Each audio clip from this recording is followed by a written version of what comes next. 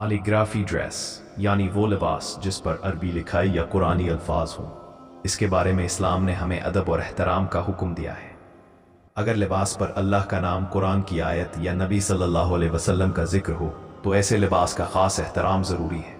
ऐसे कपड़ों में बैतुल खला जाना, उन पर बैठना या उन्हें ज़मीन पर रखना मुनासिब नहीं होता। इसीलिए उलमा फरमाते हैं कि अगर कपड़े पर कुरानी आयत या अल्लाह का नाम हो तो बेहतर है कि वो लिबास ना पहना जाए ताकि बेअदबी ना हो। अगर कैलीग्राफी में सिर्फ खूबसूरत अरबी लिखाई या आम अल्फाज हों जिनमें दीनी तकद्दुस शामिल ना हो तो ऐसा लिबास पहनना जायज़ है, बशर्त ये कि लिबास पर्दे और हया के उसूलों के मुताबिक हो। इस्लाम में वो लिबास पसंद नहीं किया गया जो बारीक या चुस्त हो, जिस्म जाहिर करे या तकब्बुर और नुमाइश के लिए पहना जाए। अल्लाह ताला सादगी और हया को पसंद फरमाता है। खुलासा ये है कि अगर कैलीग्राफी में कुरान या अल्लाह का नाम ना हो तो पहनना जायज़ है, लेकिन अगर लिखा हो तो एहतराम की खातिर ना पहनना बेहतर है।